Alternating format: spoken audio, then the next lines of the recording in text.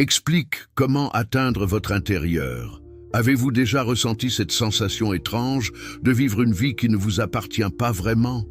Cette impression troublante d'être constamment ballotté par les événements, les opinions des autres, les circonstances extérieures, comme une feuille emportée par le vent. Si vous regardez cette vidéo, c'est probablement parce que quelque chose au fond de vous aspire à une liberté plus authentique, plus profonde. Imaginez un homme né il y a près de 4 siècles, dans une époque où remettre en question les dogmes établis pouvait coûter la vie. Un philosophe si révolutionnaire que même aujourd'hui, ses idées sur la liberté intérieure font trembler les fondements de ce que nous croyons savoir sur nous-mêmes. Baruch Spinoza n'était pas seulement un penseur, c'était un véritable alchimiste de l'âme humaine, capable de transformer la souffrance en sagesse, la dépendance en autonomie, l'agitation en sérénité profonde. Mais qui était vraiment cet homme extraordinaire qui a découvert les secrets les plus profonds de la liberté intérieure? Et surtout, comment ces révélations peuvent-elles transformer votre vie aujourd'hui dans notre monde moderne rempli d'anxiété, de dépendance émotionnelle et de recherche désespérée de validation externe? L'histoire que je vais vous raconter n'est pas celle d'un philosophe poussiéreux enfermé dans sa tour d'ivoire. C'est l'histoire d'un homme qui a payé le prix fort pour ses convictions, qui a été excommunié, rejeté, menacé, mais qui a découvert dans cette épreuve même la clé d'une liberté que personne ne pourrait jamais lui enlever. Une liberté si pure, si authentique, qu'elle continuait de rayonner même quand tout son monde extérieur s'effondrait. Né en 1632 à Amsterdam, dans une famille de marchands juifs portugais qui avaient fui l'Inquisition, Baruch Spinoza grandit dans un environnement où la survie dépendait de la capacité à s'adapter, à se conformer, à ne pas faire de vagues. Mais dès son plus jeune âge, quelque chose en lui résistait à cette conformité.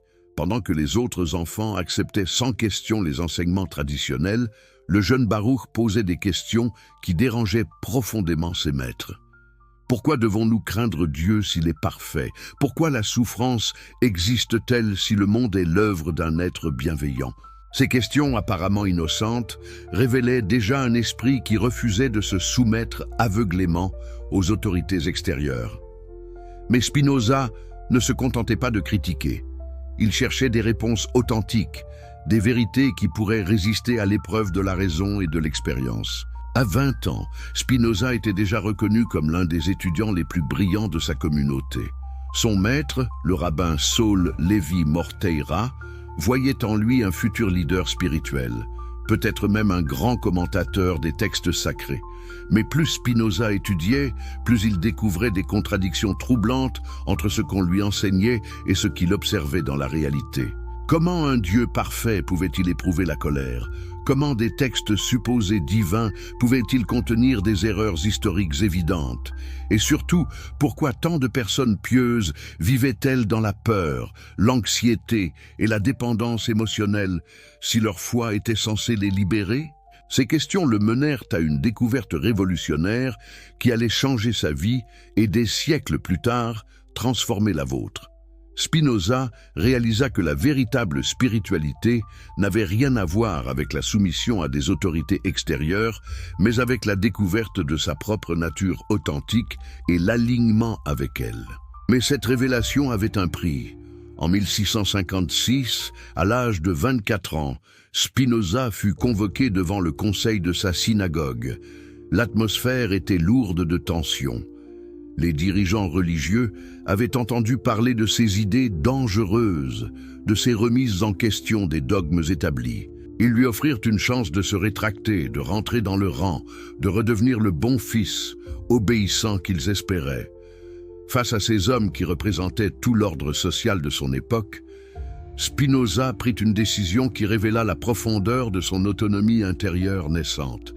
Il refusa de renier ses convictions. Pas par orgueil ou entêtement, mais parce qu'il avait découvert quelque chose de plus précieux que l'acceptation sociale, la liberté de penser et d'être authentiquement lui-même. La sentence tomba comme un couperet, excommunication totale. Plus personne dans sa communauté ne pouvait lui adresser la parole, faire des affaires avec lui, ou même l'approcher à moins de quelques mètres. Sa propre famille dut le renier publiquement. Du jour au lendemain, Spinoza se retrouva complètement seul, rejeté par le seul monde qu'il avait jamais connu. Mais voici où l'histoire devient vraiment extraordinaire. Au lieu de s'effondrer sous le poids de cette ostracisation, Spinoza découvrit en lui une source de force qu'il ne soupçonnait pas. Cette épreuve terrible devint son plus grand maître, lui révélant la différence fondamentale entre la dépendance aux autres et la véritable autonomie intérieure. Il changea même son nom de Baruch, béni en hébreu, à Benedictus, béni en latin, symbolisant sa renaissance en tant qu'homme libre. Cette transformation n'était pas juste symbolique, elle représentait une révolution intérieure complète dans sa façon de comprendre la liberté humaine. La révélation de la fausse liberté. Dans les mois qui suivirent son excommunication, Spinoza vécut ce que nous appellerions aujourd'hui une crise existentielle majeure. Imaginez-vous du jour au lendemain coupé de tout votre réseau social, de votre famille, de votre gagne-pain, de votre identité même. Comment réagiriez-vous? La plupart d'entre nous s'effondreraient, supplieraient le pardon, feraient n'importe quoi pour retrouver leur place dans la société. Mais Spinoza fit quelque chose de révolutionnaire.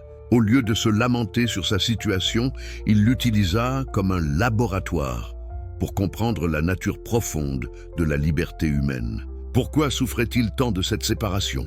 Qu'est-ce que cela révélait sur ses attachements inconscients? Et surtout, était-il possible de trouver une paix intérieure qui ne dépende d'aucune circonstance extérieure? Ces questions le menèrent à sa première grande découverte. La plupart des gens vivent dans l'illusion de la liberté. Nous pensons être libres parce que nous pouvons choisir entre différentes options, parce que nous ne sommes pas physiquement enchaînés, parce que nous vivons dans des sociétés démocratiques. Mais Spinoza réalisa que cette liberté extérieure masque souvent un esclavage intérieur bien plus subtil et destructeur. Combien de fois avez-vous pris une décision, non pas parce qu'elle était authentiquement la vôtre, mais parce que vous aviez peur de décevoir quelqu'un? Combien de fois avez-vous modifié votre comportement non pas par conviction personnelle, mais pour obtenir l'approbation des autres? Combien de fois votre humeur du jour a-t-elle été déterminée non pas par vos propres pensées et actions, mais par la façon dont les autres vous ont traité? Spinoza découvrit que cette dépendance émotionnelle aux facteurs extérieurs était la forme la plus répandue d'esclavage dans les sociétés humaines. Un esclavage d'autant plus pernicieux qu'il se déguise en liberté. Nous nous croyons libres parce que nos chaînes sont invisibles, parce que nous les avons intériorisées au point de ne plus les remarquer. Prenez l'exemple d'un homme d'affaires prospère qui passe 60 heures par semaine à un travail qu'il déteste, uniquement pour maintenir un niveau de vie qui impressionne ses voisins. Est-il libre? En apparence, oui, personne ne l'oblige physiquement à travailler. En réalité, il est prisonnier de son besoin d'approbation sociale, de ses peurs financières, de son identification à son statut professionnel, ou pensez à cette femme qui reste dans une relation toxique parce qu'elle ne peut pas supporter l'idée d'être seule, parce que sa valeur personnelle dépend entièrement du fait d'être désirée par quelqu'un d'autre. Elle pense choisir l'amour, mais en réalité, elle choisit la dépendance émotionnelle. Cet exemple révèle ce que Spinoza appela les impatiens tristis, ces émotions qui diminuent notre puissance d'agir et nous maintiennent dans des cycles de dépendance. La peur de l'abandon, le besoin compulsif d'approbation, la colère chronique, la jalousie dévorante, l'envie destructrice. Mais voici la découverte la plus troublante de Spinoza. Ces pexos tristes ne sont pas des défauts de caractère ou des faiblesses morales. Elles sont les conséquences inévitables d'une erreur fondamentale dans notre façon de comprendre ce qui nous rend vraiment heureux. Spinoza observa que la plupart des gens organisent leur vie autour de la recherche de 3 choses: l'argent, la célébrité et le plaisir sensuel.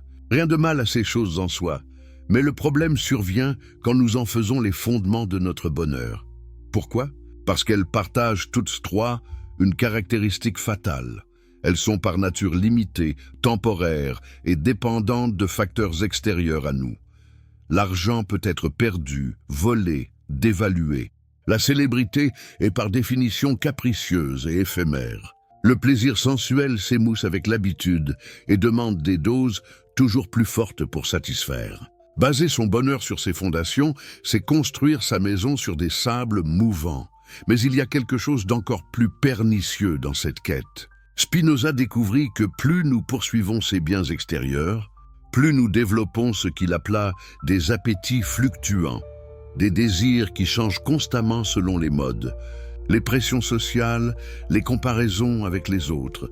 Aujourd'hui, nous voulons une maison plus grande. Demain, une voiture plus luxueuse.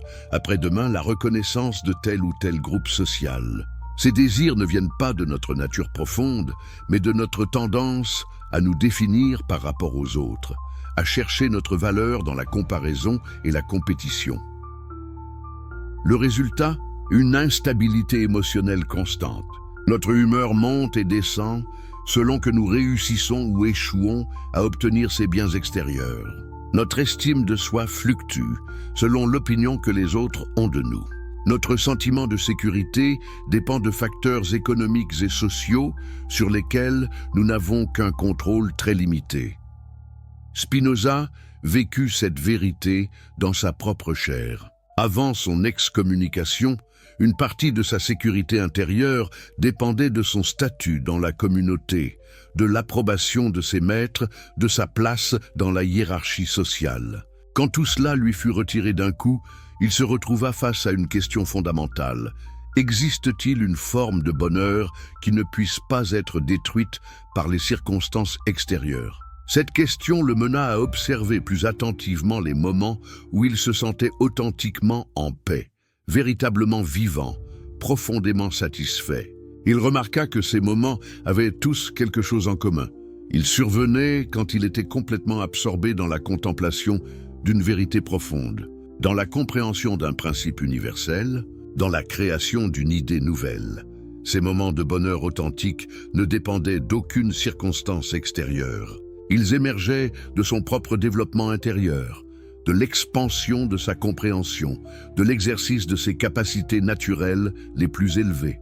Et contrairement aux plaisirs extérieurs, plus il les cultivait, plus il se renforçait. Cette observation le mena à une révélation qui allait révolutionner sa vie. Et si le véritable bonheur ne consistait pas à obtenir quelque chose de l'extérieur, mais à développer quelque chose à l'intérieur? Et si la vraie liberté ne consistait pas à pouvoir faire tout ce qu'on veut, mais à vouloir seulement ce qui nous rend authentiquement plus vivants, plus sages, plus capables d'amour? L'éveil à sa nature profonde, c'est dans un petit appartement d'Amsterdam, coupé de tout contact avec sa famille et son ancienne communauté, que Spinoza fit la découverte qui allait transformer sa vie, et des siècles plus tard, révolutionner notre compréhension de la psychologie humaine. Seul avec ses livres et ses pensées, il commença une exploration systématique de sa propre nature intérieure. Qui était-il vraiment quand on retirait tous les rôles sociaux qu'il avait joués? Que restait-il de lui quand on supprimait l'approbation des autres, le statut social, la sécurité financière? Cette recherche n'était pas un exercice philosophique abstrait, c'était une question de survie psychologique. Les premières semaines furent terrifiantes. Sans les distractions habituelles de la vie sociale, Spinoza se retrouva confronté à un chaos intérieur qu'il n'avait jamais vraiment regardé en face. Des peurs ancestrales remontaient à la surface.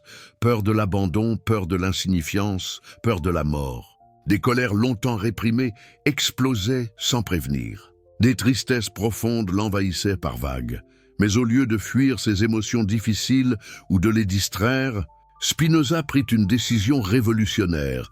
Il décida de les étudier avec la même rigueur scientifique qu'il appliquait à ses études philosophiques. Chaque émotion devint un objet d'observation, chaque réaction un phénomène à comprendre. Pourquoi cette pensée particulière déclenchait-elle de l'anxiété?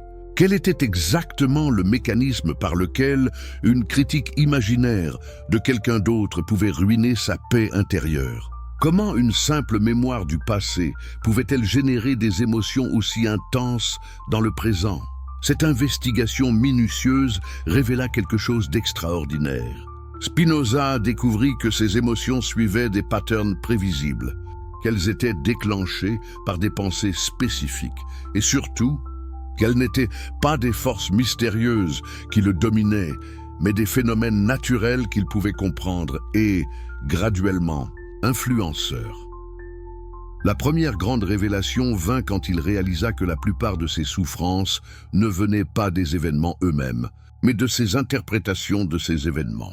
Son excommunication était un fait, mais la signification qu'il donnait à ce fait, échec personnel, preuve de son inadéquation, signe de son isolation éternelle, tout cela était construit par sa propre pensée.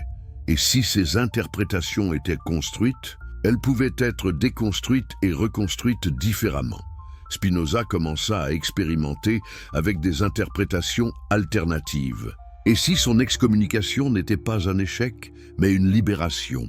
Et si le rejet de sa communauté n'était pas la preuve de sa valeur insuffisante, mais de son courage à penser de façon indépendante? Et si cette solitude imposée n'était pas un châtiment, mais une opportunité unique de découvrir sa vraie nature? Ces nouvelles interprétations n'étaient pas de simples rationalisations ou de la pensée positive, superficielle. Elles émergeaient d'une compréhension plus profonde de ce qui se passait réellement dans sa situation.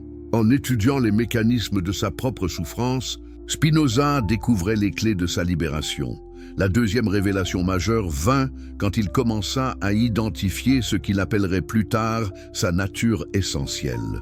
Derrière tous les rôles qu'il avait joués, toutes les identités qu'il avait endossées, toutes les adaptations qu'il avait faites pour plaire aux autres, il y avait quelque chose de constant, d'authentique, d'indestructible.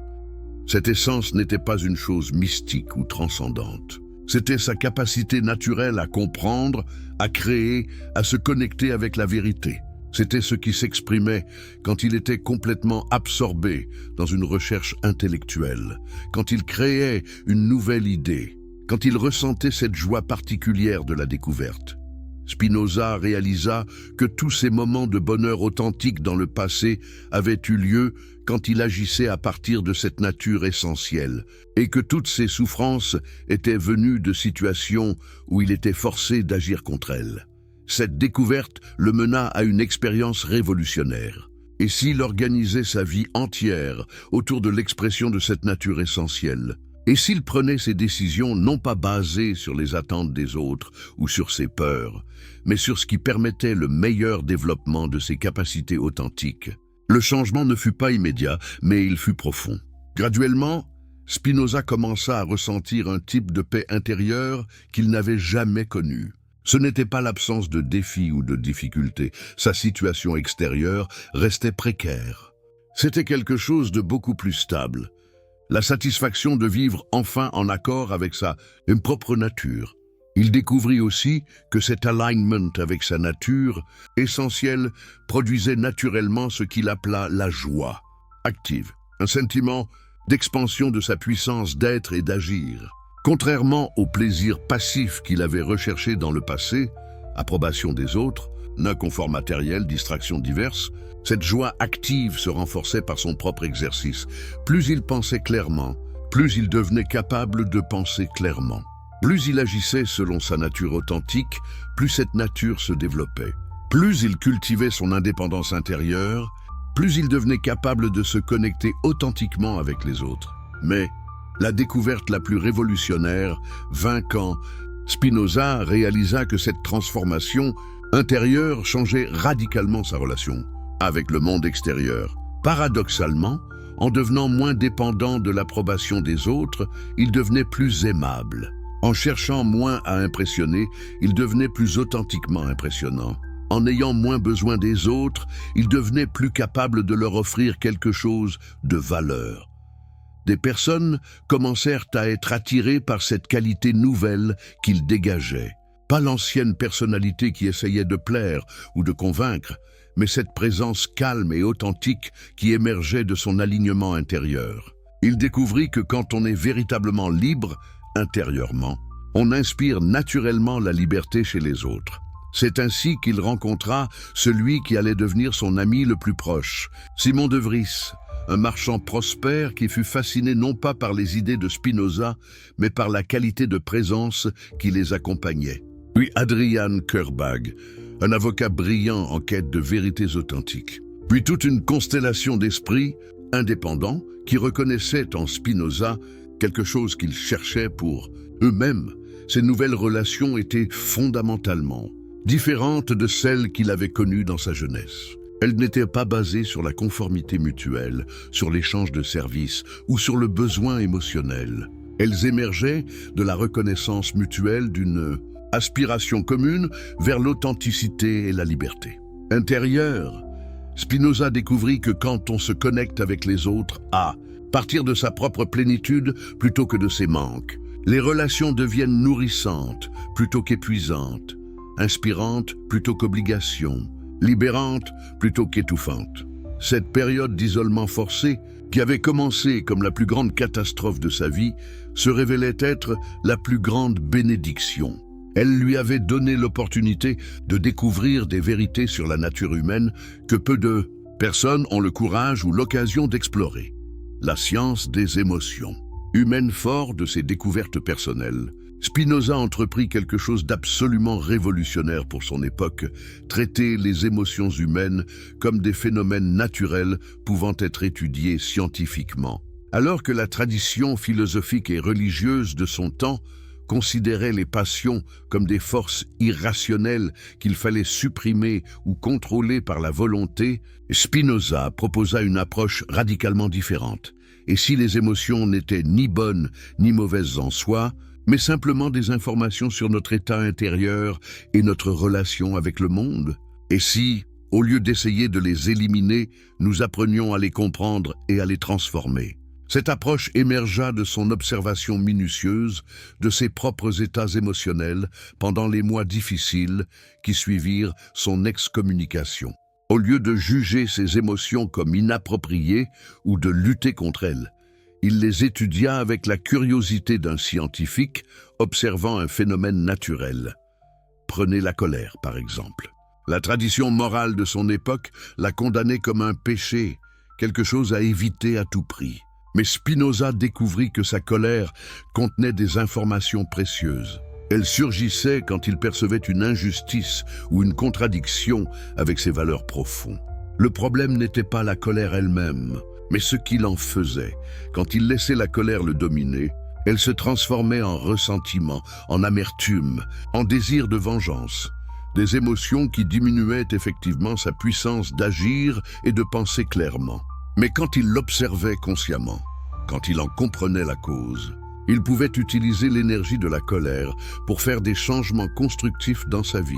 La même logique s'appliquait à toutes les autres émotions. La peur contenait des informations sur les dangers potentiels et pouvait motiver une préparation intelligente. La tristesse signalait une perte importante et permettait le processus nécessaire de deuil et d'adaptation. Même la jalousie révélait des désirs profonds qui demandaient attention. Cette approche mena Spinoza à une découverte extraordinaire. Il n'existe pas d'émotions intrinsèquement négatives, seulement des façons constructives ou destructives de les traiter. La différence entre une personne émotionnellement mature et immature n'est pas que l'une ressent moins d'émotions que l'autre, mais qu'elle entretient une relation plus consciente et plus habile avec ses émotions. Mais comment développer cette relation plus consciente? Spinoza développa ce qu'il appela la méthode de contemplation active. Chaque fois qu'une émotion intense surgissait, au lieu d'y réagir automatiquement, il s'imposait une pause pour la contempler systématiquement. D'abord, il identifiait précisément l'émotion. Pas juste « je me sens mal », mais « je ressens de la frustration mélangée à de l'inquiétude avec une pointe de déception ». Cette précision était cruciale, parce que différentes émotions demandent différentes réponses. Ensuite, il retraçait la chaîne de causation. Qu'est-ce qui avait déclenché cette émotion? Quelle pensée, quelle interprétation, quel événement? Il découvrit que souvent, l'événement déclencheur était beaucoup moins important que l'interprétation qu'il en avait faite. Puis, il examinait l'émotion elle-même. Que lui disait-elle sur ses valeurs, ses besoins, ses peurs? Quelle information précieuse contenait-elle? Cette étape transformait l'émotion d'un phénomène subi en une communication interne utile. Enfin, il contemplait ses options de réponse. Comment pouvait-il honorer l'information que cette émotion lui donnait, tout en agissant de manière à augmenter sa puissance d'être et d'agir? Comment pouvait-il transformer l'énergie de cette émotion en action constructive? Cette méthode révolutionna son rapport aux émotions difficiles. Prenons un exemple concret. Un jour, Spinoza apprit qu'un ancien ami de sa communauté colportait des rumeurs malveillantes sur lui, déformant ses idées pour le faire paraître dangereux et immoral. Sa première réaction fut un mélange de colère et de tristesse. L'ancienne version de lui-même aurait soit explosé de rage, réaction destructive, soit sombré dans la dépression, réaction passive. Mais grâce à sa méthode de contemplation active, il put traiter cette situation différemment. Il identifia précisément ses émotions. Colère face à l'injustice de la déformation de ses idées, tristesse de la perte d'une amitié, et surprise qu'une personne qu'il avait respectée agisse de cette façon. Il retraça la chaîne de causation. Son ancien ami agissait probablement par peur. Les idées de Spinoza remettaient en question des croyances fondamentales qui donnaient un sens et une sécurité à la vie de cet homme. Attaquer Spinoza était une façon de protéger ses propres certitudes. Il examina l'information contenue dans ses émotions. Sa colère lui disait que ses valeurs de vérité et d'intégrité étaient importantes pour lui. Sa tristesse lui révélait qu'il avait valorisé cette amitié plus qu'il ne le pensait. Sa surprise l'informait qu'il avait peut-être idéalisé certaines personnes. Enfin, il contempla ses options de réponse. Il pouvait chercher à se défendre publiquement, mais cela ne ferait qu'alimenter la controverse et donner plus de poids aux rumeurs. Il pouvait confronter directement son ancien ami, mais cela risquait d'aggraver les tensions.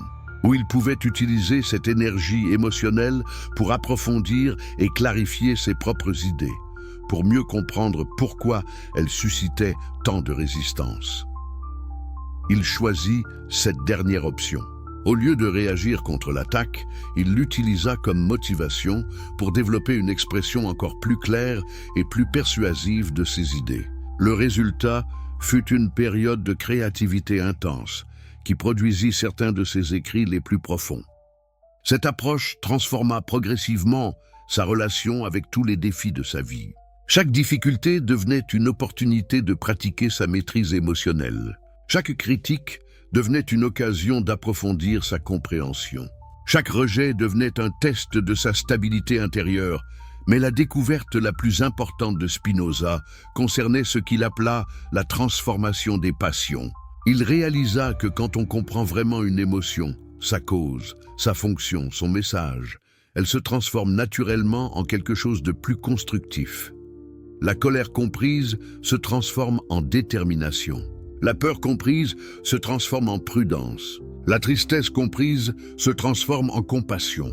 La jalousie comprise révèle des aspirations authentiques. Même les émotions apparemment les plus destructives contiennent les graines de qualité positive quand elles sont traitées avec intelligence. Cette transformation ne demande pas de supprimer les émotions ou de faire semblant qu'elles n'existent pas. Elle demande de les accueillir pleinement, de les comprendre complètement et de les laisser s'épanouir en leur forme la plus élevée. Spinoza découvrit aussi que cette maîtrise émotionnelle avait des effets surprenants sur ses relations avec les autres. Quand on ne réagit plus de façon prévisible aux provocations, quand on répond aux attaques avec curiosité plutôt qu'avec défensivité, quand on traite les conflits comme des opportunités de compréhension mutuelle, on change complètement la dynamique de ces interactions. Les personnes qui cherchaient à le provoquer se retrouvaient désarmées face à ces réponses inattendues. Celles qui l'attaquaient par peur découvraient qu'il n'était pas la menace qu'elles imaginaient.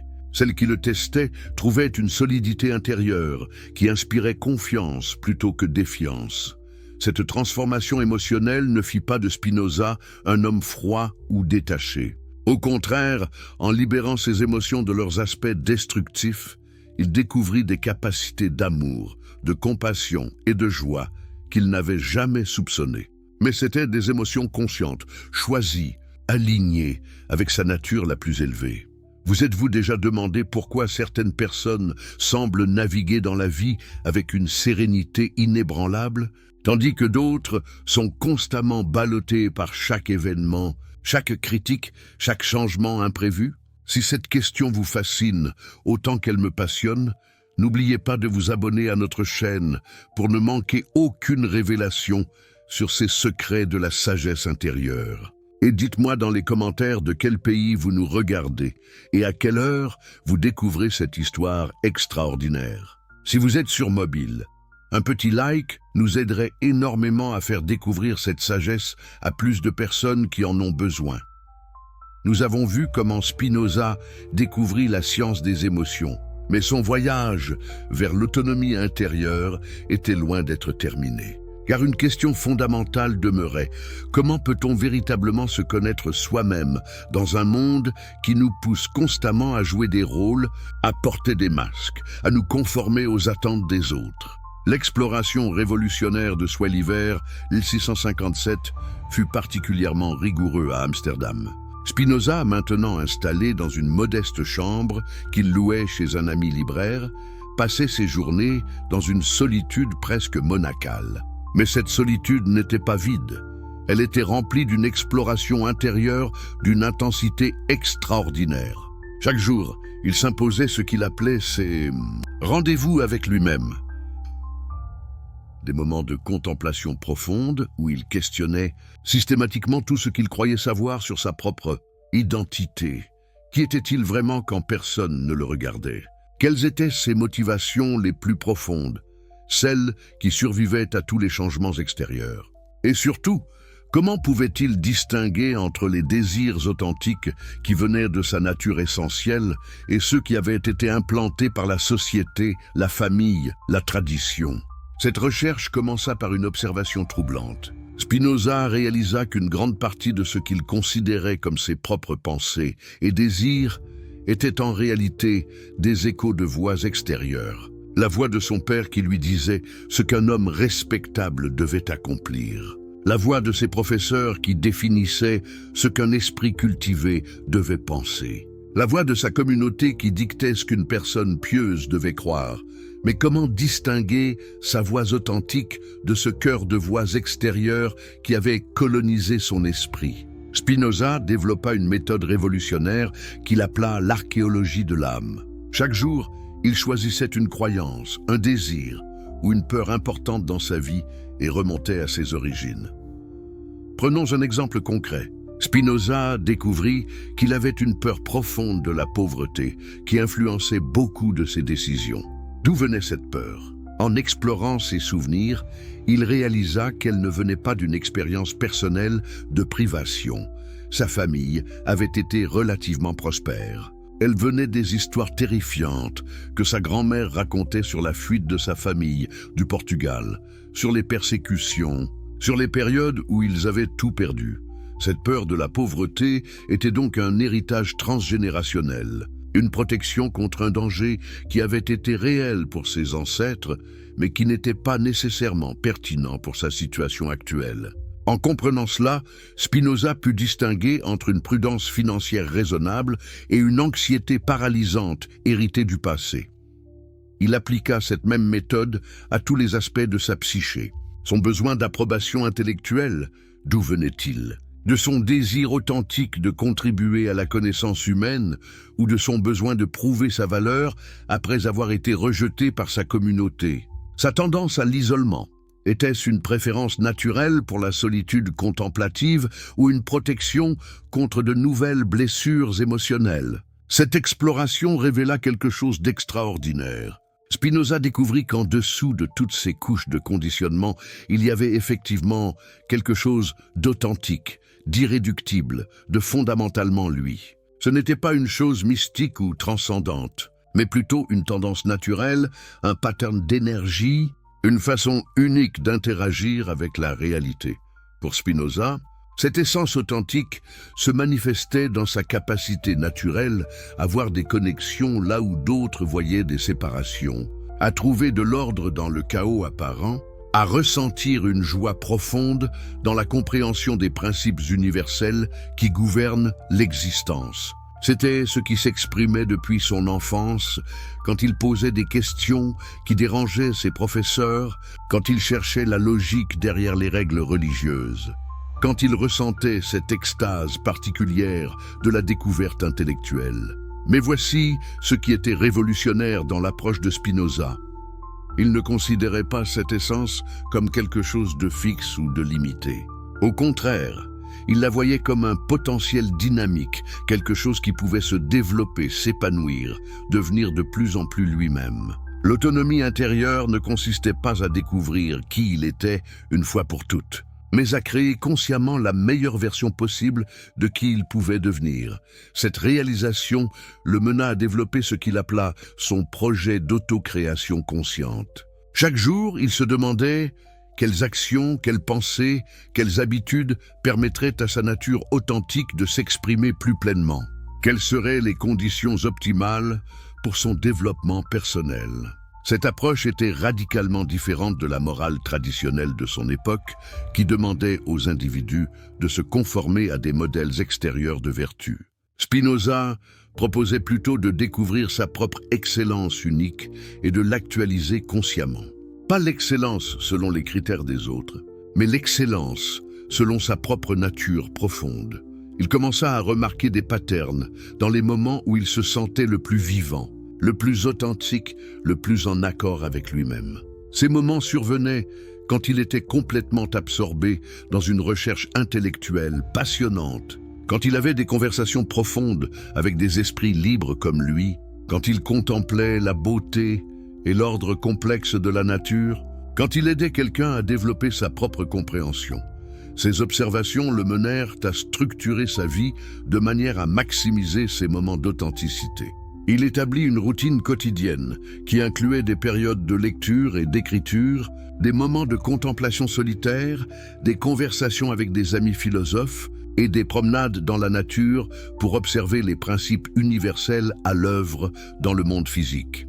Mais la découverte la plus surprenante de cette période fut que plus il devenait authentiquement lui-même, plus il devenait capable de comprendre et d'accepter les autres. Cette exploration de sa propre unicité ne le rendait pas égocentrique ou narcissique. Au contraire, en comprenant la complexité de sa propre nature, il développait une appréciation plus profonde de la complexité de la nature humaine en général.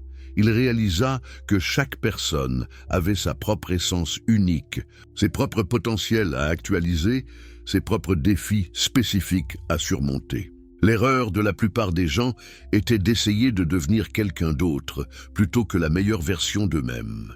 Et l'erreur de beaucoup de moralistes était d'imposer un modèle unique de vertu plutôt que d'aider chacun à découvrir et développer son excellence personnelle. Cette compréhension transforma radicalement sa façon d'interagir avec les autres. Au lieu d'essayer de convaincre les gens d'adopter ses idées, il cherchait à comprendre leur perspective unique et à les aider à développer leurs propres pensées. Au lieu de juger ceux qui étaient différents de lui, il s'intéressait à la logique interne de leur façon d'être. Un exemple frappant de cette transformation se produisit quand un ancien condisciple de la synagogue vint le voir secrètement. Cet homme était torturé par des doutes sur sa foi, mais n'osait pas les exprimer ouvertement, par peur de subir le même sort que Spinoza. L'ancienne version de Spinoza aurait peut-être essayé de le convaincre d'abandonner ses croyances traditionnelles. Mais le nouveau Spinoza adopta une approche différente. Il écouta profondément les conflits intérieurs de cet homme, l'aida à clarifier ses questions sans lui imposer ses propres réponses, et l'encouragea à développer sa propre relation authentique avec le divin, qu'elle soit orthodoxe ou hétérodoxe. Le résultat fut que cet homme trouva sa propre voie vers la paix intérieure, une voie qui était différente de celle de Spinoza, mais tout aussi valide. Cette période d'exploration intensive de soi révéla aussi à Spinoza l'importance de ce qu'il appela les loyautés profondes. En dessous de toutes les loyautés superficielles à sa famille, à sa communauté, à ses traditions, il découvrit des loyautés plus fondamentales qui définissaient vraiment qui il était. Sa loyauté la plus profonde était envers la vérité où qu'elle puisse mener. Sa deuxième loyauté était envers le développement de son potentiel humain le plus élevé. Sa troisième était envers le bien-être de l'humanité en général, même si cela entrait en conflit avec les intérêts de groupes particuliers. Ces loyautés profondes devinrent sa boussole morale personnelle. Chaque fois qu'il devait prendre une décision importante, il consultait ses loyautés fondamentales plutôt que les opinions changeantes de son entourage ou même ses propres préférences momentanées. L'ART, révolutionnaire du détachement conscientiel. Été 1658 apporta à Spinoza un test inattendu de tout ce qu'il avait appris sur lui-même. Simon de Vries, son ami le plus cher et supporter financier, tomba gravement malade. Pendant des semaines, Spinoza passa ses journées au chevet de cet homme qui était devenu comme un frère pour lui, regardant sa santé décliner progressivement, malgré tous les soins médicaux disponibles. Cette épreuve confronta Spinoza à une question fondamentale. Comment maintenir son équilibre intérieur face à la perte imminente de quelqu'un qu'on aime profondément? Comment éviter de sombrer dans le désespoir sans pour autant devenir insensible ou détaché émotionnellement? C'est dans cette période de douleur intense que Spinoza développa ce qu'il considérait comme l'une de ses découvertes les plus importantes, l'art du détachement conscient. Mais attention, ce que Spinoza entendait par détachement n'avait rien à voir avec l'indifférence froide ou l'émotion supprimée. C'était quelque chose de beaucoup plus subtil et de beaucoup plus puissant, le détachement conscient. Selon Spinoza, était la capacité d'aimer pleinement, de s'engager complètement, de ressentir profondément, tout en maintenant une partie de soi-même libre de toute dépendance par rapport aux résultats. C'était aimer sans posséder, s'investir sans s'identifier, participer sans perdre son centre. Mais comment développer cette capacité apparemment paradoxale? Spinoza commença par observer attentivement sa propre souffrance face à la maladie de son ami. D'où venait exactement cette douleur? Qu'est-ce qui la composait? Il identifia plusieurs éléments distincts. Il y avait d'abord la tristesse naturelle de voir souffrir quelqu'un qu'il aimait, une émotion saine et appropriée qui témoignait de la qualité de leur lien. Il y avait ensuite la peur de perdre quelqu'un qui avait été si important dans sa vie, également compréhensible et humaine. Mais il y avait aussi autre chose, quelque chose de plus perturbant, une forme de résistance mentale à la réalité de la situation, à un refus d'accepter que cette perte puisse avoir lieu. Cette résistance ne changeait rien à la situation médicale de son ami, mais elle ajoutait une couche supplémentaire de souffrance à sa propre expérience. Spinoza réalisa que cette résistance venait de son attachement non pas à son ami lui-même, mais à l'idée de permanence de leur relation. Il s'était inconsciemment créé une image mentale de leur amitié qui durerait toujours. Et c'était cette image qu'il ne pouvait pas supporter de voir détruite. Cette observation le mena à une distinction cruciale entre deux types d'amour, l'amour possessif et l'amour libérateur. L'amour possessif aime l'autre pour ce qu'il nous apporte, pour la façon dont il nous fait sentir, pour la sécurité qu'il nous procure. Cet amour est fondamentalement égoïste, même s'il peut paraître altruiste en surface. L'amour libérateur, au contraire, aime l'autre pour ce qu'il est en lui-même, indépendamment de ce qu'il nous apporte. Il souhaite le bonheur de l'autre, même si ce bonheur ne nous inclut pas. Il accepte la nature temporaire de toutes les relations humaines sans que cette temporalité diminue l'intensité ou l'authenticité de l'amour. Mais comment passer de l'un à l'autre ? Comment transformer un attachement possessif en amour libérateur sans perdre la profondeur du lien? Spinoza développa une pratique qu'il appela la contemplation de l'impermanence. Chaque jour, au chevet de son ami, il passait quelques minutes à méditer consciemment sur la nature transitoire de toutes les choses. Non pas dans un esprit de résignation morbide, mais avec une curiosité scientifique sur les lois naturelles qui gouvernent l'existence. Tout dans l'univers était en constant changement, réalisa-t-il. Les montagnes qui semblaient éternelles se formaient et s'érodaient selon des cycles géologiques. Les étoiles naissaient et mouraient selon des processus astrophysiques. Les civilisations émergeaient et disparaissaient selon des dynamiques historiques. Pourquoi les relations humaines seraient-elles exemptées de cette loi universelle du changement? Cette contemplation ne diminuait pas son amour pour son ami. Au contraire, elle le rendait plus intense et plus précieux. Sachant que leur temps ensemble était limité, chaque conversation devenait plus significative, chaque moment de connexion plus précieux.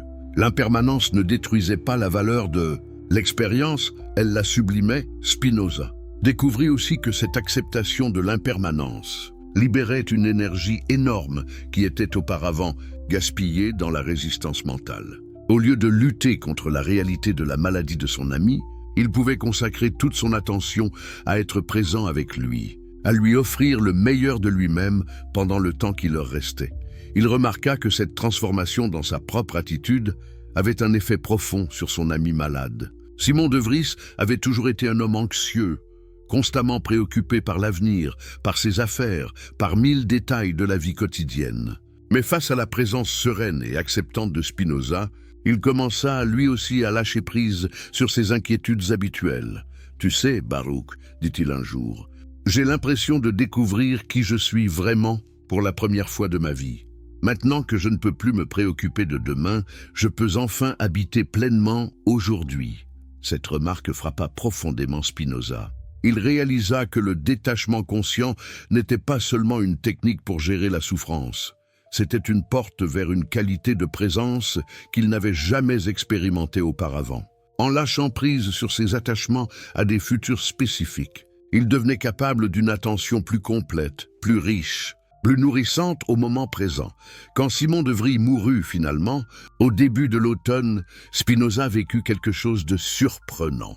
Oui, il ressentit une tristesse profonde, mais c'était une tristesse pure, claire, sans mélange de résistance ou d'amertume. C'était la tristesse naturelle de l'amour face à la perte, pas la souffrance additionnelle de l'ego face à la frustration de ses désirs. Cette différence était révolutionnaire. Spinoza réalisa qu'une grande partie de ce que nous appelons souffrance n'est pas la douleur inévitable de l'existence humaine, mais la douleur additionnelle créée par notre résistance à cette douleur inévitable. Quand nous acceptons complètement ce qui est, même si c'est douloureux, nous évitons la double souffrance de combattre inutilement la réalité. Cette découverte transforma sa compréhension de tous les défis de la vie. La critique, par exemple, avait toujours été difficile pour lui. Mais il réalisa que sa souffrance ne venait pas de la critique elle-même, mais de sa résistance à être critiqué. Quand il acceptait complètement la possibilité d'être critiqué, même injustement, la critique perdait son pouvoir de le perturber. Il développa une pratique qu'il appelait l'acceptation préventive. Chaque matin, il passait quelques minutes à accepter mentalement tout ce qui pourrait se produire dans sa journée. Succès ou échec, louange ou critique, plaisir ou douleur, connexion ou solitude. Cette acceptation préalable ne le rendait pas passif, au contraire. Elle libérait son énergie pour agir de façon optimale, quelle que soit la situation. Cette pratique eut des effets surprenants sur sa capacité d'action. Paradoxalement, en acceptant la possibilité d'échec, il devenait plus efficace dans ses entreprises. En acceptant la possibilité d'être rejeté, il devenait plus authentique dans ses relations. En acceptant la possibilité de perdre ce qu'il aimait, il devenait plus capable d'aimer profondément. Spinoza découvrit aussi que le détachement conscient transformait sa relation avec ses propres désirs. Au lieu d'être esclave de ses envies, il pouvait les observer avec curiosité, comprendre leurs fonctions et choisir consciemment lesquelles honorer et lesquelles laisser passer. Par exemple, il avait toujours eu un désir intense de reconnaissance intellectuelle. Ce désir l'avait motivé à développer ses idées, mais il l'avait aussi rendu vulnérable à la critique et dépendant de l'approbation des autres. Grâce au détachement conscient, il pouvait continuer à être motivé par ce désir sans en être dominé.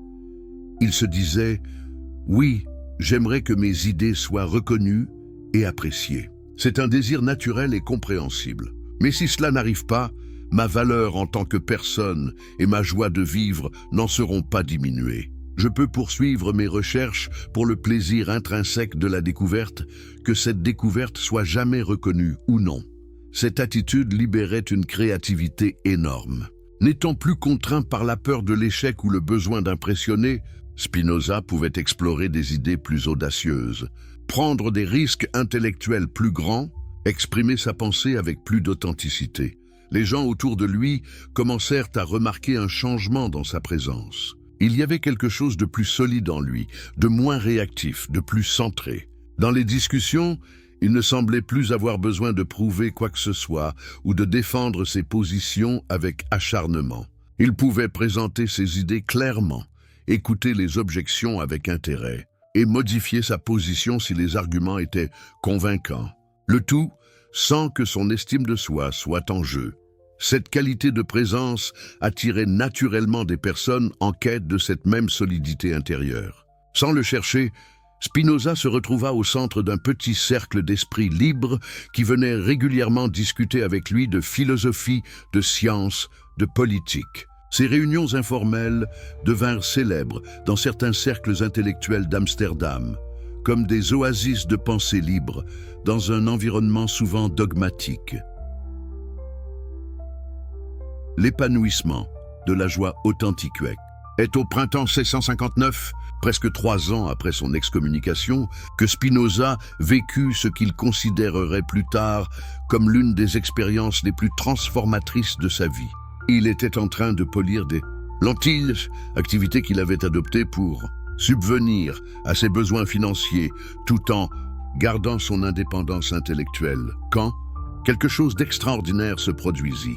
Le travail de polissage exigeait une concentration totale, une attention minutieuse aux moindres détails, une recherche constante de la perfection optique. Ce jour-là, alors qu'il ajustait la courbure d'une lentille avec une précision infinie, Spinoza ressentit soudain une joie d'une qualité complètement différente de tout ce qu'il avait connu auparavant. Ce n'était pas la joie de l'accomplissement ou de la réussite. Ce n'était pas non plus le plaisir de la reconnaissance ou de la satisfaction d'un désir. C'était quelque chose de beaucoup plus profond et plus stable. Une joie qui semblait émaner de l'acte même d'être pleinement présent, pleinement engagé dans l'activité du moment et pleinement aligné avec sa propre nature. Cette expérience lui révéla quelque chose de fondamental sur la nature de ce qu'il appellerait désormais la joie authentique. Contrairement aux plaisirs ordinaires qui dépendent d'objets extérieurs et sont donc temporaires et souvent suivis de déceptions, cette joie authentique émergeait de l'intérieur et semblait se renforcer par son propre exercice. Mais d'où venait exactement cette joie? Qu'est-ce qui la distinguait des autres formes de bonheur? Spinoza entreprit une investigation systématique de ce phénomène, comme il l'avait fait pour ses émotions difficiles. Il remarqua d'abord que cette joie survenait toujours quand il était complètement absorbé dans une activité qui utilisait ses capacités les plus élevées. Que ce soit le polissage de lentilles, l'écriture philosophique, les discussions profondes avec des amis ou la contemplation des lois naturelles, ces moments de joie authentique avaient tous en commun qu'ils mobilisaient le meilleur de lui-même. Deuxièmement, cette joie était toujours accompagnée d'un sentiment d'expansion de ses capacités. Il se sentait plus intelligent, plus créatif, plus vivant, plus connecté avec le monde autour de lui. C'était comme si ses activités ne consommaient pas son énergie, mais la régénéraient et l'amplifiaient. Troisièmement, cette joie était naturellement généreuse. Quand il l'expérimentait, il ressentait spontanément le désir de la partager, de contribuer au bien-être des autres, d'utiliser ses capacités augmentées au service de quelque chose de plus grand que lui-même. Ces observations menèrent Spinoza à une découverte révolutionnaire. La joie authentique n'est pas un sentiment qu'on ressent, mais un état qu'on devient. C'est l'état naturel d'un être humain qui fonctionne de façon optimale, qui actualise ses potentiels, qui vit en harmonie avec sa nature profonde. Cette réalisation changea complètement sa compréhension du bonheur humain. Au lieu de voir le bonheur comme quelque chose qu'il faut acquérir de l'extérieur, il le voyait maintenant comme quelque chose qu'il faut permettre de l'intérieur. Au lieu d'une destination à atteindre, c'était un mode d'être à cultiver. Mais comment cultiver consciemment cet état de joie authentique? Comment créer les conditions qui permettent son émergence naturelle? Spinoza développa ce qu'il appela son écologie personnelle du bonheur. Il commença à observer systématiquement quelles activités, quelles personnes, quels environnements, quelles pratiques favorisaient l'émergence de cette joie authentique dans sa vie. Il découvrit que certaines conditions étaient particulièrement propices. La solitude contemplative, par exemple, où il pouvait laisser son esprit explorer librement des idées complexes. Les conversations avec des personnes qui partageaient sa passion pour la vérité et la compréhension. Le travail manuel précis qui engageait totalement son attention. La contemplation de la nature qui lui révélait l'ordre et la beauté de l'univers. Mais il identifia aussi des facteurs qui inhibaient cette joie authentique. Les interactions superficielles qui l'obligeaient à jouer des rôles sociaux. Les environnements bruyants et chaotiques qui dispersaient son attention. Les activités motivées par la peur ou le besoin de prouver quelque chose. Les pensées obsessionnelles sur le passé ou l'avenir qui l'empêchaient d'être présent. Fort de ces observations, Spinoza commença à structurer consciemment sa vie pour maximiser les conditions favorables et minimiser les obstacles. Ce n'était pas de l'égoïsme. Il découvrit que plus il cultivait sa propre joie authentique, plus il avait à offrir aux autres. Il établit des rythmes quotidiens qui alternaient entre solitude et communion, contemplation et action, travail intellectuel et activité physique. Il choisit de vivre simplement, non par ascétisme mais parce que la simplicité réduisait les distractions et les complications qui obscurcissaient sa clarté intérieure. Il développa aussi ce qu'il appelait des pratiques de gratitude active. Contrairement à la gratitude conventionnelle qui se contente de dire merci pour ce qu'on a reçu, la gratitude active de Spinoza consistait à reconnaître consciemment et à célébrer les miracles ordinaires de l'existence. La capacité de voir et d'apprécier la beauté, la possibilité de comprendre et de communiquer des idées complexes, l'expérience de l'amitié authentique, le fonctionnement extraordinaire de son propre corps et de son esprit, l'existence même de la conscience dans un univers qui aurait pu être complètement inconscient. Cette pratique n'était pas sentimentale ou superficielle, c'était une reconnaissance scientifiquement informée de l'improbabilité extraordinaire et de la valeur immense des conditions qui permettaient son existence et son développement. Cette reconnaissance générait naturellement un sentiment de gratitude qui nourrissait sa joie authentique. Spinoza découvrit aussi que sa joie authentique était contagieuse d'une façon très particulière. Elle n'essayait pas de convaincre ou d'impressionner, mais elle inspirait naturellement les autres à chercher leur propre version de cette joie. Les gens repartaient de leur rencontre avec lui, non pas avec l'envie de l'imiter, mais avec l'inspiration de découvrir leur propre chemin vers l'épanouissement. Un exemple frappant de cet effet se produisit avec Johannes Hude, un mathématicien brillant mais perpétuellement insatisfait, qui vint un jour consulter Spinoza sur des questions philosophiques. Hude était obsédé par la reconnaissance académique et vivait dans une anxiété constante par rapport à ses performances intellectuelles.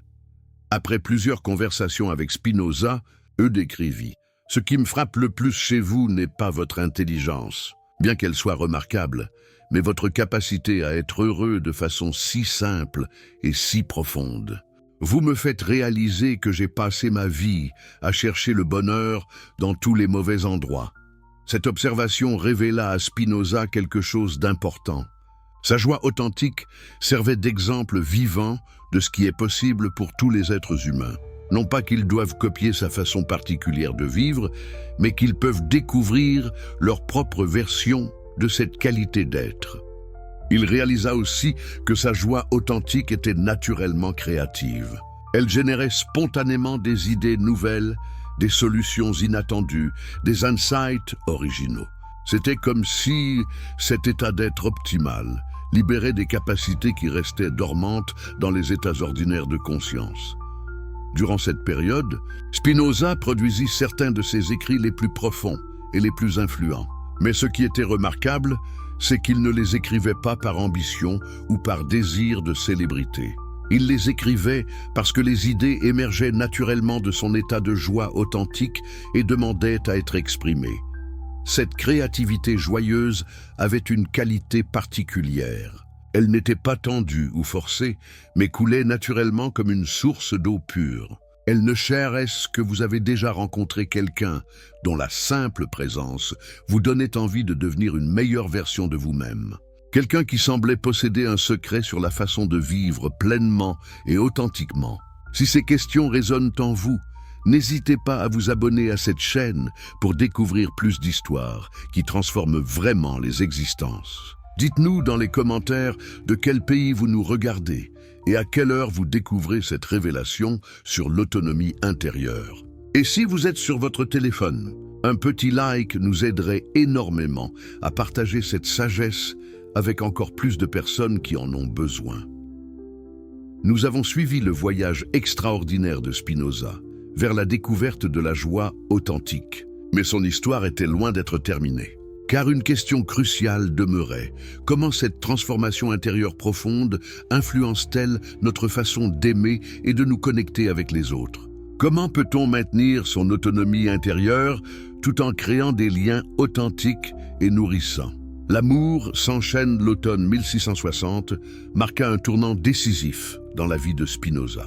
Clara Maria van den Enden, la fille brillante de son professeur de latin, était devenue bien plus qu'une simple connaissance intellectuelle. Âgée de 23 ans, elle possédait cette combinaison rare d'intelligence vive et de sensibilité profonde qui fascinait Spinoza. Leurs conversations s'étendaient des heures durant, explorant aussi bien les mystères de la philosophie antique que les questions les plus personnelles sur le sens de l'existence. Mais voici où l'histoire devient vraiment révélatrice. Au lieu de tomber dans les patterns amoureux conventionnels de son époque, jalousie, possessivité, dépendance émotionnelle, Spinoza vécut quelque chose de révolutionnaire. Il découvrit qu'il était possible d'aimer profondément quelqu'un tout en restant parfaitement libre intérieurement. Comment cela était-il possible ? N'y a-t-il pas une contradiction fondamentale entre l'amour authentique et l'indépendance émotionnelle? Spinoza découvrit que cette contradiction n'existait que dans notre compréhension erronée de ce qu'est vraiment l'amour. La plupart des gens, observait-il, confondent l'amour avec le besoin. Ils aiment l'autre pour ce qu'il leur apporte: sécurité, validation, plaisir, statut social. Cet amour est fondamentalement égoïste, même s'il se déguise en altruisme. Il crée automatiquement de la dépendance, de la jalousie, de la peur de la perte. Plus on aime de cette façon, moins on devient libre. Mais avec Clara Maria, Spinoza expérimenta quelque chose de complètement différent. Il l'aimait non pas pour ce qu'elle lui apportait, mais pour ce qu'elle était en elle-même. Il admirait son intelligence indépendante, sa curiosité insatiable, sa capacité à défendre ses idées avec grâce et fermeté. Il souhaitait sincèrement son bonheur et son épanouissement, même si cet épanouissement l'éloignait de lui. Cette distinction peut paraître subtile, mais ses conséquences étaient révolutionnaires. Parce qu'il aimait Clara Maria pour elle-même plutôt que pour ses besoins à lui, Spinoza ne ressentait aucune jalousie quand elle passait du temps avec d'autres personnes. Il n'éprouvait aucune anxiété quand elle exprimait des opinions différentes des siennes. Il ne ressentait aucun besoin de la contrôler ou de la changer. Au contraire, plus elle exprimait sa propre individualité, plus il l'appréciait. Plus elle développait ses propres talents, plus il était heureux pour elle. Plus elle devenait authentiquement elle-même, plus son amour pour elle grandissait. Mais voici ce qui était le plus surprenant. Cette absence de possessivité ne diminuait pas l'intensité de son amour, elle l'amplifiait. Libéré de toute l'énergie habituellement gaspillée dans la jalousie, l'anxiété et les tentatives de contrôle, Spinoza pouvait consacrer toute son attention à apprécier et célébrer la personne extraordinaire qu'était Clara Maria. Cette découverte le mena à comprendre ce qu'il appellerait plus tard la paradoxe de l'amour libre. Plus on aime sans attache, plus on est capable d'aimer profondément. Plus on lâche prise sur l'autre, plus on peut se connecter authentiquement avec lui. Plus on accepte la possibilité de perte, plus on peut s'investir pleinement dans la relation. Mais comment développer cette capacité d'aimer sans s'attacher? Comment distinguer entre l'amour authentique et la dépendance déguisée? Spinoza découvrit que la clé était de cultiver ce qu'il appelait l'amour à partir de la plénitude. Quand on aime à partir du manque, parce qu'on se sent incomplet, insécure ou insuffisant, on demande inconsciemment à l'autre de combler nos vides intérieurs. Cette demande invisible crée une pression sur la relation et génère inévitablement des tensions. Mais quand on aime à partir de la plénitude, parce qu'on est déjà heureux et épanoui en soi-même, on peut offrir à l'autre le meilleur de nous-mêmes sans rien attendre en retour. Cette générosité naturelle crée un espace de liberté où les deux personnes peuvent grandir et s'épanouir. Clara Maria remarqua immédiatement cette qualité inhabituelle dans l'amour de Spinoza. « Vous me donnez quelque chose que je n'ai jamais reçu d'aucun homme », lui confia-t-elle un jour. « Vous m'aimez sans essayer de me changer, sans avoir besoin que je sois différente de ce que je suis. Cela me donne une liberté que je ne savais pas possible dans l'amour. » Cette remarque révéla à Spinoza quelque chose de profond. L'amour libre n'est pas seulement plus sain pour celui qui aime, il est aussi plus nourrissant pour celui qui est aimé. Quand on se sent aimé, sans condition, sans pression, sans demande cachée, on peut se relaxer complètement et laisser sa vraie nature s'épanouir. Mais l'histoire de Spinoza et Clara Maria prit une tournure inattendue qui testa profondément tout ce qu'il avait appris sur l'amour libre. Au printemps 1661, Clara Maria lui annonça qu'elle avait décidé d'épouser Kerkrink, un jeune étudiant en médecine d'une famille aisée. Cette nouvelle aurait pu détruire un homme ordinaire. Après tout, Spinoza avait développé des sentiments profonds pour Clara Maria. Il avait imaginé un futur avec elle. Il s'était attaché à l'idée de leur bonheur mutuel. N'était-il pas naturel de ressentir de la jalousie, de la colère, de la trahison ? Mais voici où la transformation intérieure de Spinoza se révéla dans toute sa profondeur. Au lieu d'exploser de rage ou de sombrer dans la dépression, il fit quelque chose d'extraordinaire. Il examina ses émotions avec la même curiosité scientifique qu'il appliquait à tous les phénomènes naturels. Oui, il ressentait de la tristesse, mais c'était la tristesse naturelle de perdre quelque chose de précieux. Pas l'amertume de quelqu'un qui se sent trahi. Oui, il ressentait de la déception, mais c'était la déception face au changement de ses plans. Pas la colère envers Clara Maria pour son choix libre. Plus surprenant encore, il découvrit qu'il ressentait aussi de la joie. Joie de voir que Clara Maria avait trouvé quelqu'un qu'elle aimait et qui pourrait lui offrir la vie qu'elle désirait. Joie de constater que son propre amour pour elle était assez pur pour survivre à cette épreuve. Joie de réaliser qu'il était vraiment capable d'aimer sans posséder. Cette expérience révéla à Spinoza la différence entre deux types de douleurs, la douleur naturelle et la douleur artificielle. La douleur naturelle vient de la perte réelle de quelque chose de valeur. Elle est inévitable et même saine. La douleur artificielle vient de notre résistance à cette perte, de nos histoires sur ce qu'elle devrait signifier, de nos demandes que la réalité soit différente de ce qu'elle est. En acceptant complètement la douleur naturelle de perdre Clara Maria, Spinoza évita la douleur artificielle de la lutte contre cette réalité. Le résultat fut surprenant. Sa peine était intense, mais claire, comme une eau pure coulant sur son âme. Il pouvait la ressentir complètement sans qu'elle le détruise ou l'amérisse. Cette acceptation eut des conséquences inattendues. Clara Maria, qui s'était peut-être attendue à des reproches ou à des tentatives de la faire changer d'avis, fut profondément touchée par la grâce avec laquelle Spinoza accueillit sa décision. Leur amitié non seulement survécut à cette transition, mais se deepened d'une façon nouvelle. « Vous m'avez appris quelque chose d'extraordinaire sur l'amour », lui écrivit-elle quelques mois après son mariage. « Vous m'avez montré qu'il est possible d'aimer quelqu'un complètement, tout en le laissant complètement libre. C'est un cadeau que je porterai toute ma vie et qui influencera ma façon d'aimer mon mari et un jour, j'espère, mes enfants. » Cette expérience transforma profondément la compréhension que Spinoza avait des relations humaines en général. Il réalisa que tous les principes qu'il avait découverts dans le contexte romantique s'appliquaient à toutes les formes de relations. Amitié, relations familiales, relations professionnelles, même relations avec des inconnus. Spinoza découvrit aussi que le détachement conscient transformait sa relation avec ses propres désirs. Au lieu d'être esclave de ses envies, il pouvait les observer avec curiosité, comprendre leurs fonctions et choisir consciemment lesquelles honorer et lesquelles laisser passer. Par exemple, il avait toujours eu un désir intense de reconnaissance intellectuelle. Ce désir l'avait motivé à développer ses idées, mais il l'avait aussi rendu vulnérable à la critique et dépendant de l'approbation des autres. Grâce au détachement conscient, il pouvait continuer à être motivé par ce désir sans en être dominé.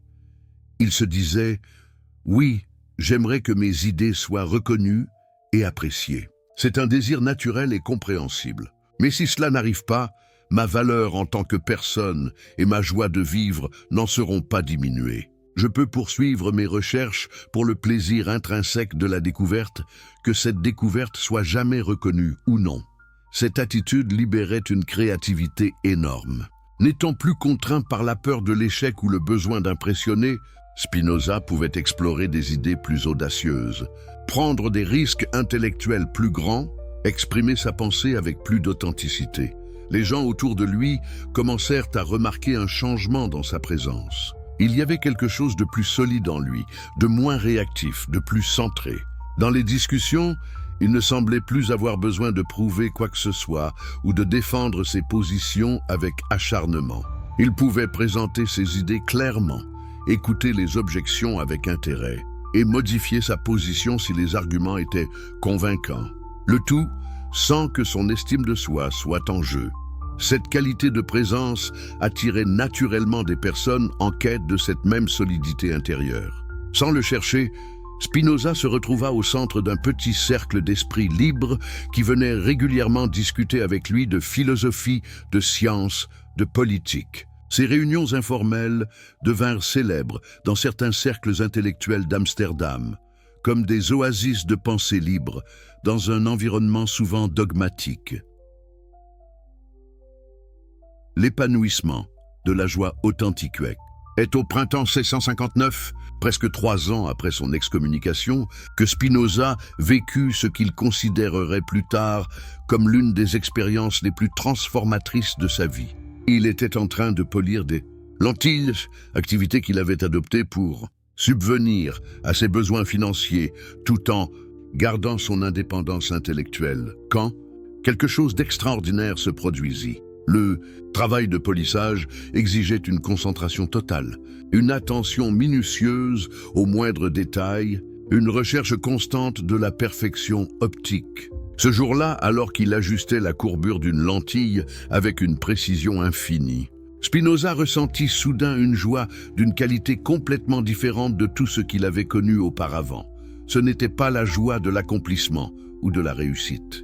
Ce n'était pas non plus le plaisir de la reconnaissance ou de la satisfaction d'un désir. C'était quelque chose de beaucoup plus profond et plus stable. Une joie qui semblait émaner de l'acte même d'être pleinement présent, pleinement engagé dans l'activité du moment et pleinement aligné avec sa propre nature. Cette expérience lui révéla quelque chose de fondamental sur la nature de ce qu'il appellerait désormais la joie authentique. Contrairement aux plaisirs ordinaires qui dépendent d'objets extérieurs et sont donc temporaires et souvent suivis de déceptions, cette joie authentique émergeait de l'intérieur et semblait se renforcer par son propre exercice. Mais d'où venait exactement cette joie? Qu'est-ce qui la distinguait des autres formes de bonheur? Spinoza entreprit une investigation systématique de ce phénomène, comme il l'avait fait pour ses émotions difficiles. Il remarqua d'abord que cette joie survenait toujours quand il était complètement absorbé dans une activité qui utilisait ses capacités les plus élevées. Que ce soit le polissage de lentilles, l'écriture philosophique, les discussions profondes avec des amis ou la contemplation des lois naturelles, ces moments de joie authentique avaient tous en commun qu'ils mobilisaient le meilleur de lui-même. Deuxièmement, cette joie était toujours accompagnée d'un sentiment d'expansion de ses capacités. Il se sentait plus intelligent, plus créatif, plus vivant, plus connecté avec le monde autour de lui. C'était comme si ses activités ne consommaient pas son énergie, mais la régénéraient et l'amplifiaient. Troisièmement, cette joie était naturellement généreuse. Quand il l'expérimentait, il ressentait spontanément le désir de la partager, de contribuer au bien-être des autres, d'utiliser ses capacités augmentées au service de quelque chose de plus grand que lui-même. Ces observations menèrent Spinoza à une découverte révolutionnaire. La joie authentique n'est pas un sentiment qu'on ressent, mais un état qu'on devient. C'est l'état naturel d'un être humain qui fonctionne de façon optimale, qui actualise ses potentiels, qui vit en harmonie avec sa nature profonde. Cette réalisation changea complètement sa compréhension du bonheur humain. Au lieu de voir le bonheur comme quelque chose qu'il faut acquérir de l'extérieur, il le voyait maintenant comme quelque chose qu'il faut permettre de l'intérieur. Au lieu d'une destination à atteindre, c'était un mode d'être à cultiver. Mais comment cultiver consciemment cet état de joie authentique? Comment créer les conditions qui permettent son émergence naturelle? Spinoza développa ce qu'il appela son écologie personnelle du bonheur. Il commença à observer systématiquement quelles activités, quelles personnes, quels environnements, quelles pratiques favorisaient l'émergence de cette joie authentique dans sa vie. Il découvrit que certaines conditions étaient particulièrement propices. La solitude contemplative, par exemple, où il pouvait laisser son esprit explorer librement des idées complexes. Les conversations avec des personnes qui partageaient sa passion pour la vérité et la compréhension. Le travail manuel précis qui engageait totalement son attention. La contemplation de la nature qui lui révélait l'ordre et la beauté de l'univers. Mais il identifia aussi des facteurs qui inhibaient cette joie authentique. Les interactions superficielles qui l'obligeaient à jouer des rôles sociaux. Les environnements bruyants et chaotiques qui dispersaient son attention. Les activités motivées par la peur ou le besoin de prouver quelque chose. Les pensées obsessionnelles sur le passé ou l'avenir qui l'empêchaient d'être présent. Fort de ces observations, Spinoza commença à structurer consciemment sa vie pour maximiser les conditions favorables et minimiser les obstacles. Ce n'était pas de l'égoïsme. Il découvrit que plus il cultivait sa propre joie authentique, plus il avait à offrir aux autres. Il établit des rythmes quotidiens qui alternaient entre solitude et communion, contemplation et action, travail intellectuel et activité physique. Il choisit de vivre simplement, non par ascétisme, mais parce que la simplicité réduisait les distractions et les complications qui obscurcissaient sa clarté intérieure. Il développa aussi ce qu'il appelait des pratiques de gratitude active. Contrairement à la gratitude conventionnelle qui se contente de dire merci pour ce qu'on a reçu, la gratitude active de Spinoza consistait à reconnaître consciemment et à célébrer les miracles ordinaires de l'existence. La capacité de voir et d'apprécier la beauté, la possibilité de comprendre et de communiquer des idées complexes, l'expérience de l'amitié authentique, le fonctionnement extraordinaire de son propre corps et de son esprit, l'existence même de la conscience dans un univers qui aurait pu être complètement inconscient. Cette pratique n'était pas sentimentale ou superficielle, c'était une reconnaissance scientifiquement informée de l'improbabilité extraordinaire et de la valeur immense des conditions qui permettaient son existence et son développement. Cette reconnaissance générait naturellement un sentiment de gratitude qui nourrissait sa joie authentique. Spinoza découvrit aussi que sa joie authentique était contagieuse d'une façon très particulière. Elle n'essayait pas de convaincre ou d'impressionner, mais elle inspirait naturellement les autres à chercher leur propre version de cette joie. Les gens repartaient de leur rencontre avec lui, non pas avec l'envie de l'imiter, mais avec l'inspiration de découvrir leur propre chemin vers l'épanouissement. Un exemple frappant de cet effet se produisit avec Johannes Hude, un mathématicien brillant mais perpétuellement insatisfait qui vint un jour consulter Spinoza sur des questions philosophiques. Hude était obsédé par la reconnaissance académique et vivait dans une anxiété constante par rapport à ses performances intellectuelles. Après plusieurs conversations avec Spinoza, Hude écrivit « Ce qui me frappe le plus chez vous n'est pas votre intelligence, bien qu'elle soit remarquable, mais votre capacité à être heureux de façon si simple et si profonde. Vous me faites réaliser que j'ai passé ma vie à chercher le bonheur dans tous les mauvais endroits. » Cette observation révéla à Spinoza quelque chose d'important. Sa joie authentique servait d'exemple vivant de ce qui est possible pour tous les êtres humains. Non pas qu'ils doivent copier sa façon particulière de vivre, mais qu'ils peuvent découvrir leur propre version de cette qualité d'être. Il réalisa aussi que sa joie authentique était naturellement créative. Elle générait spontanément des idées nouvelles, des solutions inattendues, des insights originaux. C'était comme si cet état d'être optimal libérait des capacités qui restaient dormantes dans les états ordinaires de conscience. Durant cette période, Spinoza produisit certains de ses écrits les plus profonds et les plus influents. Mais ce qui était remarquable, c'est qu'il ne les écrivait pas par ambition ou par désir de célébrité. Il les écrivait parce que les idées émergeaient naturellement de son état de joie authentique et demandaient à être exprimées. Cette créativité joyeuse avait une qualité particulière. Elle n'était pas tendue ou forcée, mais coulait naturellement comme une source d'eau pure. Elle ne est-ce que vous avez déjà rencontré quelqu'un dont la simple présence vous donnait envie de devenir une meilleure version de vous-même. Quelqu'un qui semblait posséder un secret sur la façon de vivre pleinement et authentiquement. Si ces questions résonnent en vous, n'hésitez pas à vous abonner à cette chaîne pour découvrir plus d'histoires qui transforment vraiment les existences. Dites-nous dans les commentaires de quel pays vous nous regardez et à quelle heure vous découvrez cette révélation sur l'autonomie intérieure. Et si vous êtes sur votre téléphone, un petit like nous aiderait énormément à partager cette sagesse avec encore plus de personnes qui en ont besoin. Nous avons suivi le voyage extraordinaire de Spinoza vers la découverte de la joie